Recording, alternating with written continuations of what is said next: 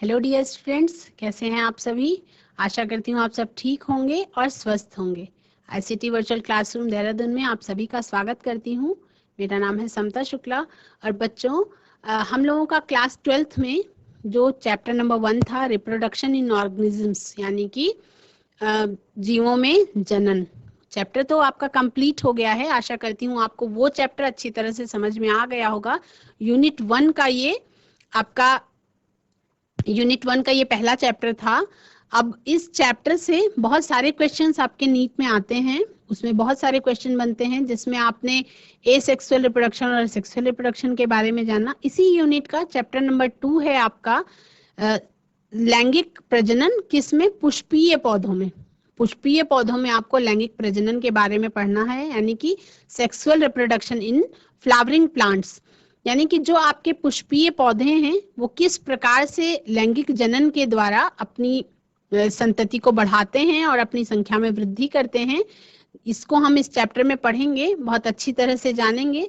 तो पुष्प के कौन कौन से भाग होते हैं हमें वो जानना है। उसमें भी हमें जो ये लैंगिक प्रजनन हो रहा है आपके पुष्पीय पौधों में, उनमें कौन कौन से इवेंट्स होते हैं और उनके जननांगों के बारे में हम जानेंगे, उसके स्ट्रक्चर के बारे में जानेंगे, कौन कौन से इवेंट्स होते हैं उनके बारे में जानेंगे। तो बिना देर के हुए हम बोर्ड की तरफ चलते हैं, स्मार्ट बोर्ड की तरफ, और आपका sexual reproduction in flowering plants start करते हैं। Chapter number 2। चैप्टर नंबर 2 है आपका sexual reproduction in flowering plants. Sexual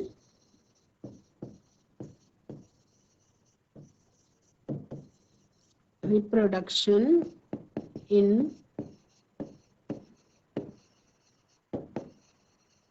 flowering plants, यानी कि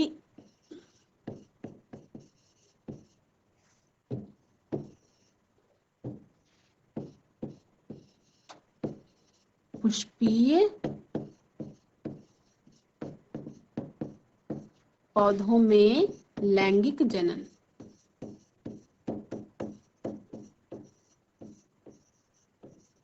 तो पिछले चैप्टर में बच्चों हम लोगों ने बहुत ब्रीफ में लैंगिक जनन और अलैंगिक जनन के बारे में जान लिया था। लैंगिक जनन में क्या होता है, आपका मेल गैमीट और फीमेल गैमीट का फ्यूजन होता है, और उसके उपरांत क्या होता है, आपका नई संतति का निर्माण हो जाता है। उसी को हम क्या कहते हैं, इस प्रोसेस को हम लैंगिक जनन कहते हैं, जिसे हम सेक्सुअल रिप्रोडक्शन कहते हैं। अब आप सभी को पता है कि जो फ्लावरिंग प्लांट्स होते हैं, यानी पुष्पीय पौधे जो होते हैं, वो कौन सी अंतर्गत आते हैं? पुष्पीय पौधे जो होते हैं उन्हें हम पुष्पीय पौधा कहते क्यों हैं, पहले ये जानना है। तो पुष्पीय पौधे जो हैं वो सभी के सभी आपके एंजियोस्पर्म्स की कैटेगरी में आते हैं। एंजियोस्पर्म्स की कैटेगरी में आते हैं, मतलब आपके ये जो पुष्पीय पौधे होते हैं ये अपने जीवन काल में एक ना एक बार पुष्प जरूर बनाते हैं अपने जीवन में, और इसी प्रकार के पौधों को पुष्पीय पौधे कहा गया है, जिन्हें हम इंग्लिश में क्या कहते हैं? एंजियोस्पर्म्स कहते हैं। कैसे होते हैं ये एंजियोस्पर्म्स? का मतलब आवृत बीजी पौधे। कैसे? आवृत बीजी पौधे, आवृत बीजी पौधे। ठीक, इसके बारे में हमें जानना है। इस चैप्टर में स्टार्ट करेंगे। तो आज आपका जो है ये इंट्रोडक्शन सेशन होगा, जिसमें आपको इस चैप्टर में क्या क्या पढ़ना है उसके बारे में पूरा आप जानेंगे।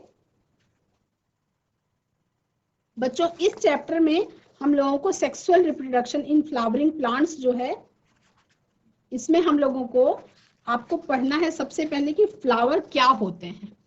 क्या क्या पढ़ना है इसमें? हम लोगों को क्या क्या पढ़ना है, ये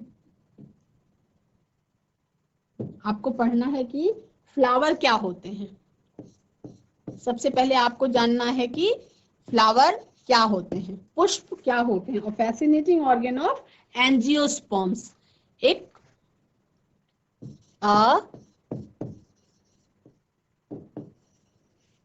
फैसिनेटिंग ऑर्गन ऑफ कौन? एंजियोस्पर्म्स। एंजियोस्पर्म्स यानी कि आवृत बीजी पौधों का एक स्पेशल ऑर्गन होते हैं आपके ये फ्लावर्स, जिन्हें हम क्या कहते हैं, पुष्प कहते हैं, जिन्हें हम पुष्प कहते हैं। ठीक, और इस में चैप्टर में आपको और क्या क्या पढ़ना है, आपको पहले तो आपको सेक्सुअल रिप्रोडक्शन में के बारे में पढ़ना है, तो मतलब आपको उसके बारे में क्या पढ़ना होगा, प्री फर्टिलाइजेशन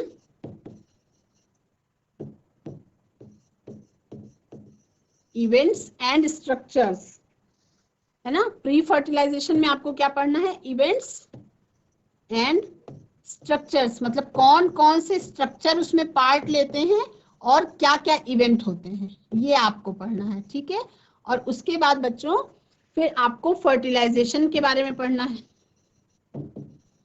फर्टिलाइजेशन, इसमें भी आपको स्ट्रक्चर एंड इवेंट्स, कौन से स्ट्रक्चर उसमें पार्ट लेते हैं और कौन सा इवेंट किस प्रकार से होता है, यानी कि संरचना और क्रियाएं, स्ट्रक्चर एंड इवेंट्स यानी कि संरचना और क्रियाएं।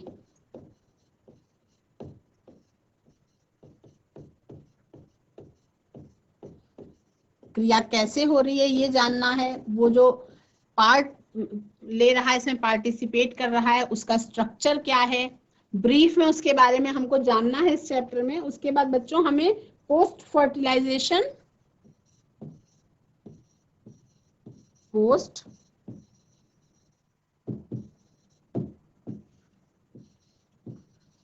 फर्टिलाइजेशन, इसमें भी हमें क्या जानना है, structure and events.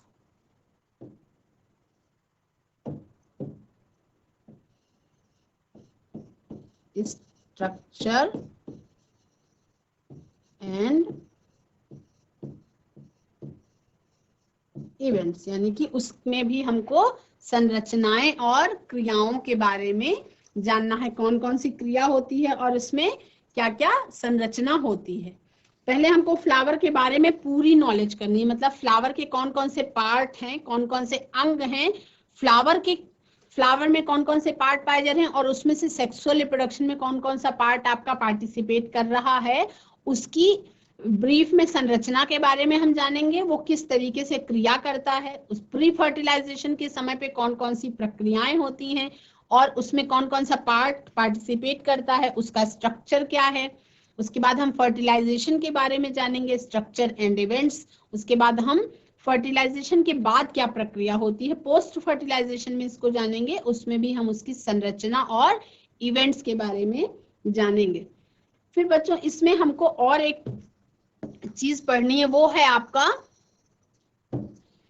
Apomixis and polyembryony. इसी चैप्टर में हमें इसका भी अध्ययन करना है। क्या,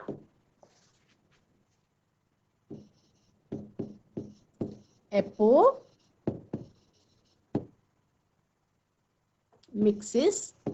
एंड पॉलीएम्ब्रियोनी, पॉलीएम्ब्रियोनी यानी कि बहुभ्रूणता। पॉलीएम्ब्रियोनी का मतलब आपका होता है बहुभ्रूणता।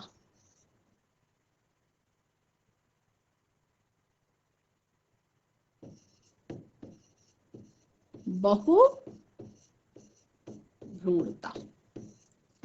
ठीक। तो हम लोगों का ये चैप्टर नंबर 2 के लिए पहला ही सेशन है। इसमें आप को पढ़ना है सेक्सुअल रिप्रोडक्शन के बारे में। अब आपको सबको पता है कि जितने भी पुष्पीय पौधे होते हैं बच्चों, आपके सभी प्रकार के पुष्पीय पौधे जिन्हें हम क्या कहते हैं, आवृतबीजी पौधे कहते हैं, जिन्हें हम क्या कहते हैं, आवृतबीजी पौधे। ये आपके किस में आते हैं, आपके एंजियोस्पर्म्स की कैटेगरी में आते हैं, एंजियोस्पर्म्स की कैटेगरी में आते हैं। यानी कि जितने भी एंजियोस्पर्म्स में प्लांट्स हैं, वो सारे के सारे ऐसे प्लांट्स होते हैं जो अपने जीवन काल में कभी ना कभी क्या करते हैं,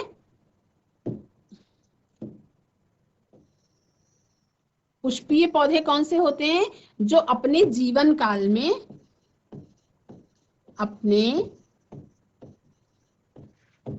पूरे जीवन काल में एक न एक बार पुष्प अवश्य उत्पन्न करते हैं। पूरे जीवन काल में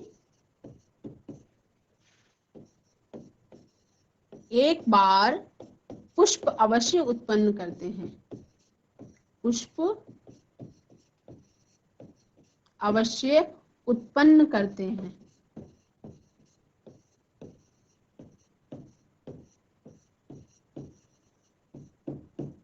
ठीक, पुष्पीय पौधे अपने पूरे जीवन काल में एक बार पुष्प अवश्य उत्पन्न करते हैं। आपने लास्ट जो चैप्टर पढ़ा था उसमें हमने उसके नील किरंजी के पौधे के बारे में बात करी थी। फिर बैम्बू प्लांट्स के बारे में आप जानते हैं कि ये क्या करते हैं, ये हमेशा ही तो अपना पुष्प नहीं उत्पन्न करते हैं, इनको उत्पन्न करने में बहुत लंबे टाइम का लगता है, लेकिन पूरे जीवन काल में एक बार अगर वो पुष्प उत्पन्न कर रहे हैं तो वो किस कैटेगरी में आ जाते हैं, वो आपके एंजियोस्पर्म्स की कैटेगरी में आ जाते हैं। अगर वो अपने लाइफ टाइम में, अपने जीवन काल में एक बार भी पुष्प उत्पन्न कर रहा है तो ऐसा प्लांट आपका एंजियोस्पर्म्स की कैटेगरी में आता है। कैसा आता है? एंजियोस्पर्म्स की कैटेगरी में। एंजियो यानी कि आवृत बीजी पौधे की कैटेगरी में इस तरीके का प्लांट आता है। तो आप सभी जानते हैं कि फ्लावर्स का हमारे जीवन में क्या रोल है। फ्लावर्स का हमारे जीवन में बहुत बड़ा रोल है बच्चों।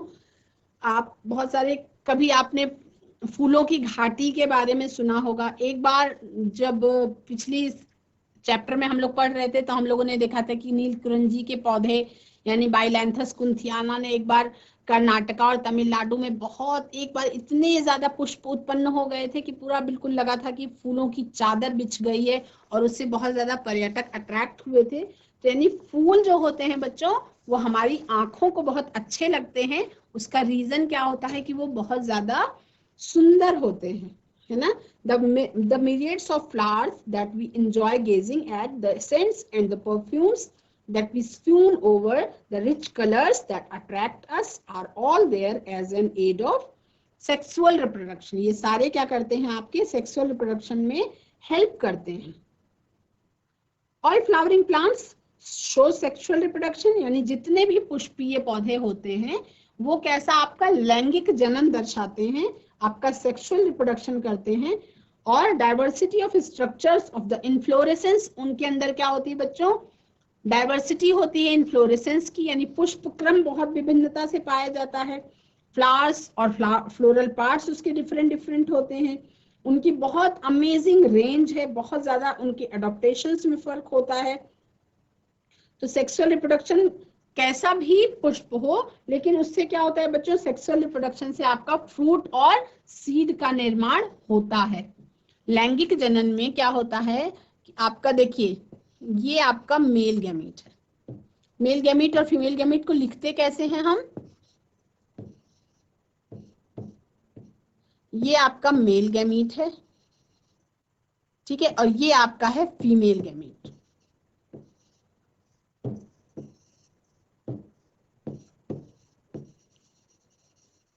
फीमेल गैमीट, ये है आपका मेल गैमीट।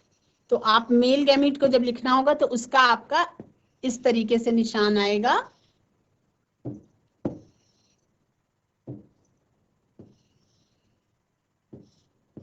ये आपका मेल गैमीट का निशान है, और ये नीचे वाला आपका जिसमें प्लस लिखा हुआ है ये आपका फीमेल गैमीट का निशान है। इसके फलस्वरूप क्या होता है बच्चों, इसमें होता है आपका फर्टिलाइजेशन।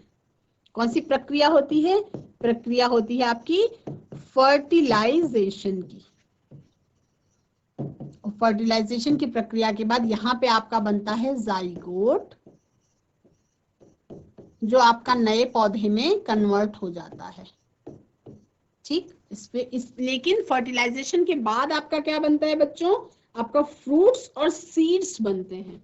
इसके बाद आपका क्या बनता है, फ्रूट्स और सीड्स। लैंगिक जनन के बाद क्या बनता है आपका, फ्रूट्स एंड सीड्स, और उसके बाद तब वो जाके फिर नए पौधे का निर्माण कर पाते हैं। तो in this chapter let's understand the morphology, structure and the processes of sexual reproduction. आपको क्या क्या देखना है,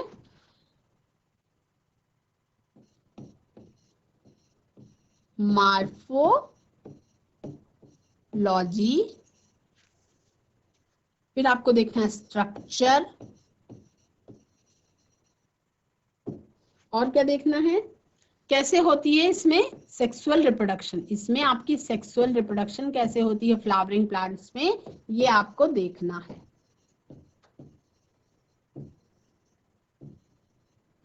और इसके लिए आपको क्या करना होगा बच्चों, आपको एक फूल को बहुत अच्छी तरह से, यानी पुष्प को आपको बहुत अच्छी तरह से समझना होगा। इसके लिए आपको क्या करना होगा, एक पुष्प को बहुत अच्छी तरह से समझना होगा। आप सभी को पता है कि जो मनुष्य होते हैं उनकी बहुत, फूलों से हमारा बहुत पुराना नाता है ना। फ्लावर्स क्या होते हैं, हर टाइम पे, हर मौके पे फ्लावर्स का हम यूज करते हैं, ऑर्नामेंटल फ्लावर्स के रूप में यूज करते हैं, सामाजिक तौर पे फूलों का बहुत यूज करते हैं, फिर आपके धार्मिक अनुष्ठानों में फ्लावर्स का बहुत यूज किया जाता है, उनकी कल्चरल वैल्यू बहुत ज्यादा होती है, यानी सांस्कृतिक धरोहर होते हैं फूल हमारे, इसीलिए हमारे देश का नेशनल फ्लावर अलग रखा गया है, हमारे राज्य का पुष्प अलग रखा गया है ना। तो उसकी कल्चरल वैल्यू बहुत ज्यादा होती है, उसकी सोशल वैल्यू बहुत ज्यादा होती है, और अलग अलग के कलर के फ्लावर्स आपको अलग अलग तरीके की भावनाओं को प्रकट करने का जरिया होते हैं। तो they have always been used as symbol for conveying important human feelings.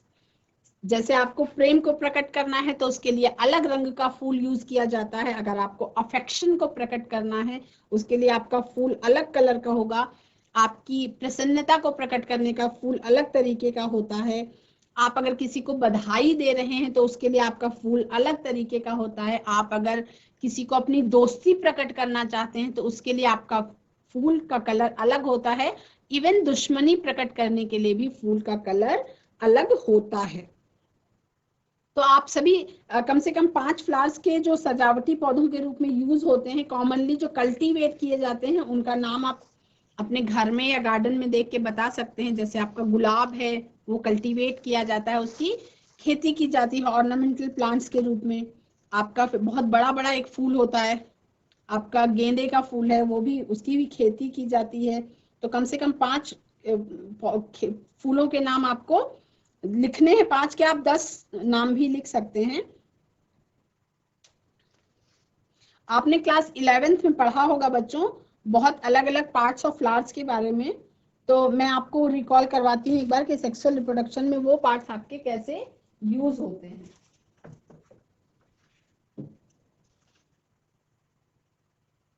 पुष्प की संरचना आपको पढ़ना है, structure of a flower. Structure of a flower. ठीक, आपको एक फ्लावर के स्ट्रक्चर के बारे में पढ़ना है। पादप जाति में आवृतबीजी पौधे कैसे होते हैं बच्चों, विशिष्ट होते हैं, और इन पौधों पर क्या लगते हैं, पुष्प लगते हैं, और पुष्प निषेचन के पश्चात जो आपका ओवरी है वो आपका फल में बदल जाती है, और बीजांड जो है वो आपका बीज में बदल जाता है। इन पौधों के जीवन इतिहास में एक अत्यंत विकसित बीजाणुद्भिद अवस्था होती है, और बहुत कम विकसित आपकी गमीटोफाइट स्टेज होती है। ये हर पीढ़ी जीवन चक्र में एक दूसरे के बाद आती रहती है, और इसी को हम क्या कहते हैं, पीढ़ी का एकांतरण कहते हैं। बीजाणुद्भिद एक द्विगुणित अवस्था होती है, और युग्मोद्भिद आपकी एक हैप्लॉइड स्टेज होती है। तो आपको क्या पढ़ना है इसमें, स्पोरोफाइट के बारे में, स्पोरोफाइट के बारे में पढ़ना है, और आपको गमीटोफाइट के बारे में पढ़ना है। गमीटोफाइट के बारे में पढ़ना है। स्पोरोफाइट को हम क्या कहते हैं, बीजाणुद्भिद कहते हैं, बीजाणुद्भिद। और गेमिटोफाइट को हम क्या कहते हैं,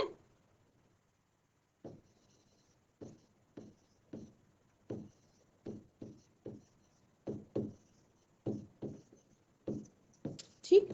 ये कैसी होती है बच्चों, जो आपकी बीजाणुद्भिद होती है, या आपकी डिप्लॉयड स्टेज होती है, यानी कि 2n होती है, द्विगुणित अवस्था होती है, डिप्लॉयड स्टेज 2n।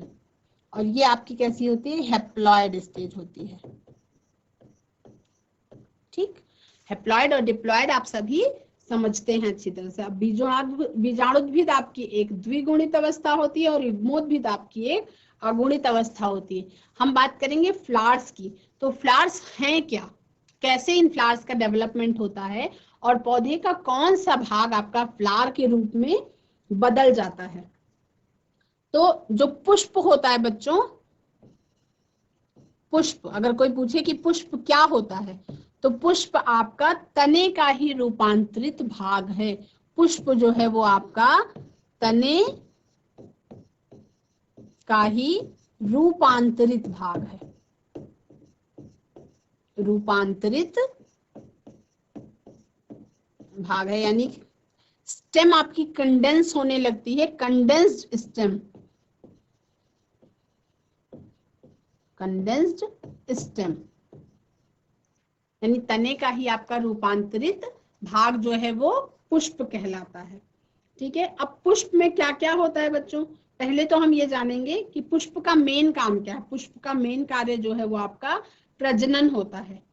पुष्प का मेन कार्य क्या है ना, पुष्प का कार्य, इसका मेन कार्य जो है वो है आपका बच्चों प्रजनन, यानी रिप्रोडक्शन में पार्टिसिपेट करना ही पुष्प का एक मुख्य कार्य है। या ये कह सकते हैं कि रिप्रोडक्शन की प्रक्रिया को पूर्ण करने के लिए ही पुष्प का पौधे पर निर्माण होता है। अब एक पूर्ण पुष्प में यानी कंप्लीट फ्लावर में कौन कौन से भाग पाए जाते हैं, ठीक, आपको एक कंप्लीट फ्लावर में कौन कौन से भाग पाए जाते हैं इनके बारे में पढ़ना है।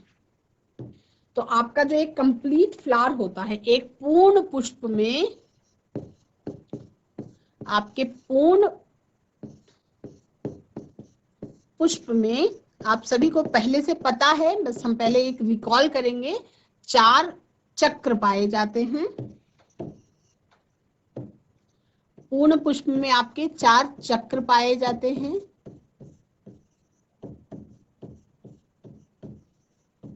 वो 4 चक्र कौन कौन से होते हैं बच्चों, पहला चक्र आपका कहलाता है बाह्य दल पुंज, दूसरा चक्र आपका कहलाता है दल पुंज, तीसरा चक्र आपका कहलाता है पुमंग, और चौथा चक्र आपका कहलाता है जायांग। यानी कि बाह्य दलपुंज जिसे आप क्या कहते हैं, कैलिक्स कहते हैं, और दलपुंज को हम क्या कहते हैं, कोरोला कहते हैं। फिर आपका पुमंग जिसे हम क्या कहते हैं बच्चों, एंड्रोशियम कहते हैं।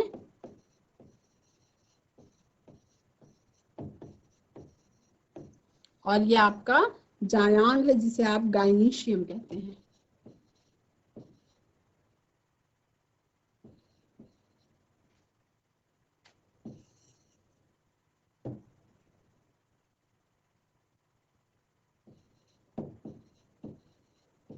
ठीक, तो चारों चक्रों के बारे में आप सभी को पता है। ये प्रथम चक्र है जो अनेक बाह्य दलों से मिलकर के बना होता है। जो बाह्य दल पुंज है ये कैसा आपका प्रथम चक्र है, और ये किससे मिलकर के बना होता है, बाह्य दलों से, बाह्य दलों से मिलकर के बना होता है। और इन्हीं बाह्य दलों को या सिंगल उसके यूनिट को हम क्या कहते हैं बच्चों, सेपल कहते हैं। उस सिंगल यूनिट को हम सेपल कहते हैं। दलपुंज कैसा है, ये आपका दूसरा चक्र है, पुष्प का ये दूसरा चक्र है, और ये अनेक दलों से मिलकर के बना होता है। यानी अनेक दलों से मिले हुए ग्रुप को, पुंज को हम क्या कहते हैं, दल पुंज कहते हैं। और इसको हम क्या कहते हैं बच्चों, पेटल्स कहते हैं। ये आपका दूसरा चक्र है, और ये दलों से मिलकर के बना होता है। और दलों को हम क्या कहते हैं, एक यूनिट को उसको हम क्या कहते हैं, पेटल। ठीक, उसके बाद हम पुमंग की बात करेंगे। ये आपका तीसरा चक्र है, ये नर जननांग है, और इसी में प्रत्येक पुमंग को हम क्या कहते हैं, पुंकेसर कहते हैं। यानी कि ग्रुप ऑफ पुंकेसर्स को हम क्या कहते हैं, पुमंग कहते हैं। जो नर जननांग का ग्रुप होता है उसे हम पुमंग कहते हैं, यानी बहुवचन में हम पुमंग कहते हैं, और उसी को जब हम उसके यूनिट की बात करते हैं बच्चों, तब वो आपका कहलाता है पुंकेसर। यूनिट आपका कहलाता है पुंकेसर। उसके बाद फिर हम बात करते हैं जायांग की, यानी कि गायनीशियम की। तो ये आपका तीसरा चक्र है, ठीक। और जायांग आपका कैसा है, ये आपका चौथा चक्र है।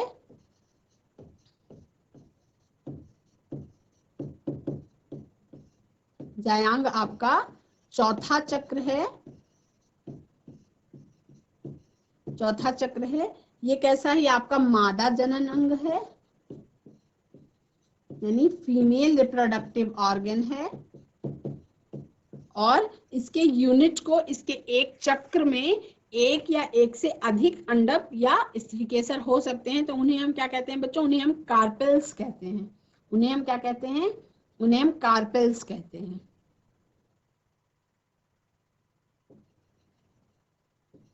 कार्पेल्स। और इसको हम क्या कहते हैं, स्टेमेन कहते हैं, ठीक। जायांग और उसके बाद गायनीशियम, जिसे हम कार्पेल्स कहते हैं। अब इसमें 4 चक्र होते हैं ना, आपने ये देखा कि ये 4 चक्र होते हैं। तो ये जो 2 चक्र होते हैं बच्चों, ये तो आपके कहलाते हैं, ये जो 2 चक्र होते हैं ये तो आपके कहलाते हैं सहायक चक्र। कैसे, सहायक चक्र, यानी कि हेल्पिंग वर्ल्स, हेल्पिंग वर्ल्स। लेकिन ये जो 2 चक्र होते हैं आपके, ये सहायक चक्र नहीं होते, ये आपके होते हैं नेसेसरी वर्ल्स, यानी कि आवश्यक चक्र जिन्हें हम कहते हैं। ये आपके होते हैं आवश्यक चक्र, जिन्हें आप कहते हैं नेसेसरी वर्ल्स।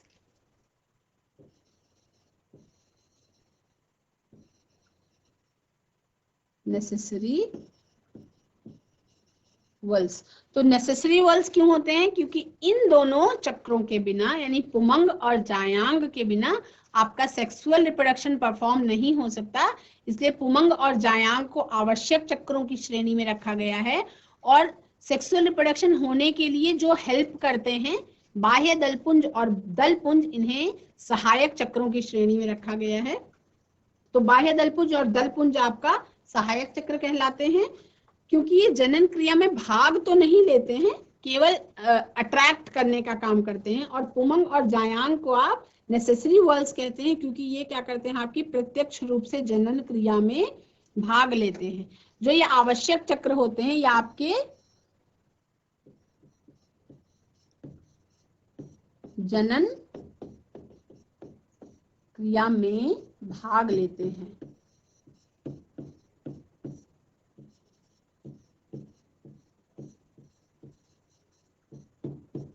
ठीक है, इतना सभी बच्चों को क्लियर में आ गया कि एक जो फ्लावर है, फ्लावर का स्ट्रक्चर कैसा होता है। फ्लावर में अब देखिए, इसमें हर अलग अलग फ्लावर में बाह्य दलपुंज की संख्या अलग हो सकती है, दलपुंजों की संख्या अलग हो सकती है। पुमंग भी हर अलग अलग पौधे में पुमंग की संख्याओं में भी अंतर होता है, जायांग की संख्या में भी अंतर होता है, उनकी स्थिति में भी अंतर होता है कि कौन सी, मतलब कौन से पुष्प में बाह्य दलपुंज किधर है, दलपुंज कहाँ से निकला हुआ है, उसका स्थान कैसा है, पुमंग की संख्या कैसी है, पुमंग का स्थान कैसा है, जायांग की संख्या कैसी है, जायांग का स्थान कैसा है। उसके आधार पे पुष्पों की भी बहुत सारी कैटेगरी होती है। वो आपको मार्फोलॉजी इन फ्लावरिंग प्लांट्स जो आपने चैप्टर पढ़ा था, उस मतलब 11th क्लास में आपने पढ़ा, उसमें आपको इसके बारे में बहुत अच्छी तरह से बताया समझाया गया है। तो आपको कल एक लॉन्गिट्यूडनल सेक्शन आपका जो फ्लावर का है उसको एक बार देख के आना है। जैसे आपका ये फ्लावर का स्ट्रक्चर होता है बच्चों, तो आपका इस तरीके से कुछ फ्लास्क जैसी संरचना होती है। आपका ये कुछ फ्लास्क जैसी संरचना आपने देखी होगी। तो ये फ्लास्क जैसी जो संरचना होती है, ये आपका क्या है बच्चों, यही आपका है गायनीशियम, है ना। ये आपका क्या है, ये आपका गायनीशियम है।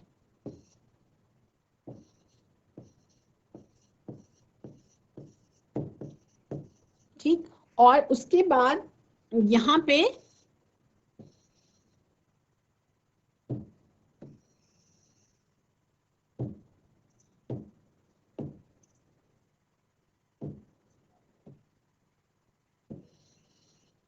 इस तरीके की कुछ संरचनाएं बनी होती हैं।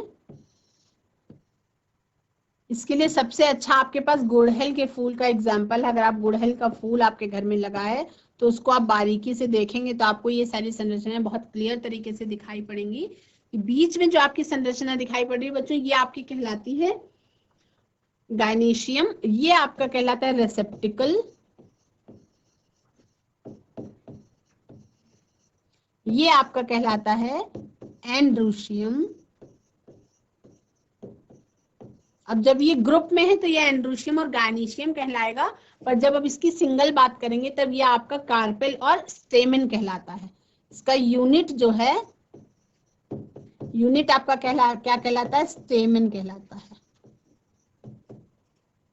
स्टेमेन नहीं है, स्टेमेन है, स्टेमेन। और ये आपका क्या कहलाता है? कार्पेल कहलाता है।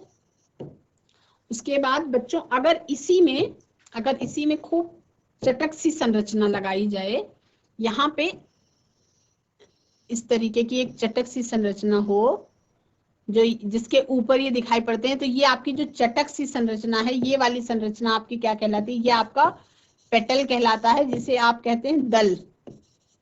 और इसी को हम क्या कहते हैं बच्चों? ग्रुप में इसको हम कहते हैं कोरोला। और उसके बाद यहाँ पे आपका अगर इस तरीके की कोई संरचना होती है, इस तरीके की कोई संरचना होती है, तो ये आपका सेपल कहलाता है, जिसे हम बाह्य दलपुंज कहते हैं। इसी को हम क्या कहते हैं? बाह्य दलपुंज कहते हैं। तो समय की कमी के कारण आज की क्लास में तो हम इतना ही कर पाएंगे। अगली क्लास में हम पुष्प की संरचना के बारे में ढंग से अध्ययन करके फिर उसके बाद उसके और पुष्पीय पौधों में लैंगिक जनन कैसे होता है, प्रजनन अंगों के रूप में, यानी कि जो आपके नेसेसरी वर्ड्स हैं उनके बारे में हमें विस्तृत से स्टडी करनी है। जो ब्रीफ अध्ययन आपको करना है इस चैप्टर में, वो आपका लैंगिक जननांगों के बारे में करना है। बच्चों आज आपका sexual reproduction in flowering plants ये चैप्टर स्टार्ट हो गया है। इसमें मैंने आपको लैंगिक जनन के बारे में बहुत अच्छी तरह से बता दिया है। सेक्सुअल रिप्रोडक्शन में दो पार्ट्स आपके पार्टिसिपेट करते हैं, जो आपका मेल रिप्रोडक्टिव पार्ट है और फीमेल रिप्रोडक्टिव पार्ट है पुष्प का, वो आपका पार्टिसिपेट करता है। सभी पुष्पीय पौधों को एंजियोस्पर्म्स की कैटेगरी में रखा गया है।